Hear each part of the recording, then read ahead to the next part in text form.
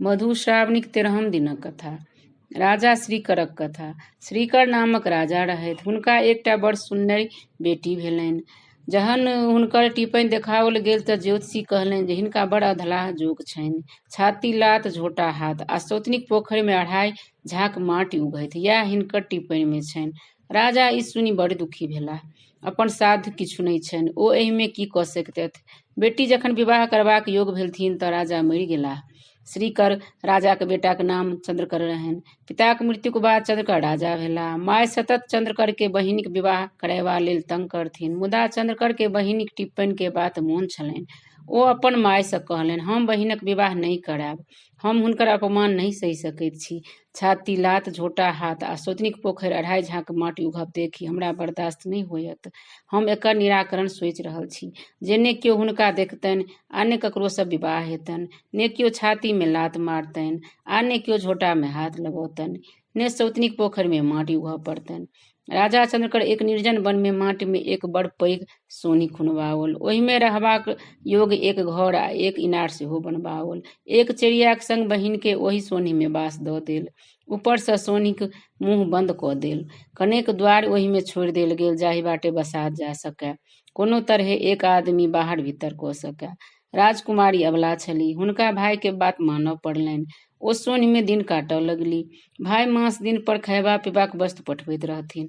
एक दिन सुवर्ण नामक राजा शिकार खेलाइत ओहि वन में पहुँचला जतऽ राजकुमारी सोन में रहैत छली। राजा के प्यास लागि गेलनि। ओ पानि तकैत छलाह। अचानक हुनका चुट्टी सब पर नजरि गेलनि। चुट्टी सब एक धारी सँ जाइत छल। जखन राजा ओकरा देखलनि तऽ देखैत छथि जे चुट्टीक मुँह में साग आ भात छैक। राजा के विश्वास भेलनि जे एहि लग पास में केओ मनुष्य रहैत अछि। ओ चुट्टी धारीक अंत तक गेलाह। ओ देखैत छथि जे एक झाड़ी में गिद्दर शाहीक बिलसन सोनि छैक, ओहि में सँ चुट्टी के धारी बहरायल अछि। राजा सोनि में पैसि गेलाह। भीतर गेलाक बाद देखैत छथि एकटा बढ़िया आंगन आ एक इनार। ओ हाक लगौलनि, केओ एतय छी? हमरा बड़ जोर प्यास लागल अछि, कनेक पानि पियाउ। हाक सुनि राजकुमारी एक पात्र में शीतल जल अपन चिड़ियाक हाथे पठा देलनि। राजा जल पीलनि, किंतु प्यास लगले रहलनि। ओ पुनः पानि मांगि पीलनि। ओतऽ हुनका चिड़िया सँ ज्ञात भेलनि जे एक सुन्दर राजकुमारी एहि सोन में रहैत छथि आ ओ कुमारिये छथि। ओहि राति राजा ओतै रहि गेलाह आ राजकुमारक सुंदरता देखि राजकुमारी मोहित भऽ गेलीह। ओ राजकुमारी सँ विवाह कऽ लेल। ओ सुख विलास करैत किछु दिन ओतै बिताओल। राजा अपन राजधानी घुरबाक विचार करऽ लगलाह। राजकुमारी कहलनि, जाइत छी तऽ जाउ, मुदा ई बात मोन राखब जे साउन सुदी तृतीया के मधुश्रावणी पाबनि होयतैक। ओहि दिन नवविवाहिता कन्या पाबनि करैत अछि। ओहि दिन कन्या सब सासुरक वस्त्र पहिरैत अछि आ सासुरे के अन्न खाइत अछि। तें मोन पाड़ि कऽ ककरो द्वारा से सब पठा देब। राजा अपन राजधानी घुरि अयलाह। कारीगर के बजबाओल आ एक खूब सुन्दर चुनरी बुनि कऽ देबक लेल आज्ञा देलनि। ई बात जेठकी रानी बुझि गेलखिन। रानी सोचल जे राजा फेर कतौ दोसर विवाह कयलनि अछि, तें ने जोलहा के चुनरी बुनि देबाक लेल कहलनि अछि। एतेक दिन जे राजा निपत्ता छलाह तकर इएह कारण थिक। रानी चुपचाप जोलहा के बजबाओल आ कहल, तो ओहि चुनरी में छाती लात आ झोटा हाथ लिख दिहैक आ ओकरा तेना कऽ चोपैत दिहैक जे केओ बुझौक नहि। राजा के एकर खबर नहि होनि। यदि तो हमर कहला अनुसार कऽ देबें तऽ तोरा डाला भरि सोन इनाम में देबौक। जोलहा आमदनी देख रानीक बात मानि गेल। पूर्व समय में राजा लोकनि चिड़ै चुनमुनी पोसैत छलाह, ओकरा सबके प्रशिक्षित कऽ गुप्त काज लैत छलाह। राजा सुबन के सेहो एकटा कौआ छलनि। राजा चुनरी एकटा बांसक चोंगा में दऽ ओकर मुँह बंद कऽ देलनि आ मधुश्रावणी सँ एक दिन पूर्व कौआ के देलथिन आ नव कनियाक पता बुझा कऽ आदेश देलखिन दऽ आबक लेल। कौआ चालाक रहितौ छल तऽ कौए। बाट में एकटा कुम्हारक ओहिठाम भोज रहैक। ओतऽ ओ चोंगा राखि ऐंठ कुटि खाय लागल। ओकरा चोंगा ओतहि बिसरि गेलैक। मधुश्रावणी दिन राजकुमारी के सासुर सँ कोनो वस्तु नहि अयलनि। ओ तमसा कऽ उजरा चानन सँ गौरीक पूजा कयलनि आ कर जोड़ी बड़ मांगल जे जहिया हमरा राजा सँ भेंट हो तऽ हम बौक भऽ जाय। राजकुमारीक भाई चंद्रकर के जखन पता लागल जे हुनकर बहिन विवाह कऽ लेलक तऽ ओ तमसा कऽ खर्चा पठायब बंद कऽ देलनि। खर्चा बंद भेला सँ राजकुमारी के साँझक साँझ उपास पड़ऽ लगलनि। चिड़िया के राजकुमारी के कष्ट देखल नहि जायक। लग पास में एकटा पोखरि खुनाइत छलैक। ओहि में माटि उघक काज करऽ लागल। साँझ में बोनि आनि दुनू गोटे उपास तोड़य। ई काज चिड़िया नित दिन करऽ लगलनि। ओहि बोनि सँ दुनू गोटे के गुजर नहि जानि। राजकुमारी सेहो फाटल पुरान पहिर चिड़ियाक संग बोनि करऽ लेल गेली। ओतऽ हुनका पता लागि गेलनि जे ई पोखरि हुनकर सौतनी खुना रहल छनि। ई बुझते हुनका टिप्पणी के बात मोन पड़लनि। ओ सोचलनि लिखलाहा के क्यों नहीं मिट सकैत अछि। जहन ओ पथिया में माटि उठेलनि आ भारी लागल तऽ बजली, सिरकर सिरही चढ़ाओ चंद्रकर दिल बनवास, राजा सुवर्ण बनहि बियाह, लिखला नहीं प्रकार। ई सब जौन सब सुनि कऽ चका गेल।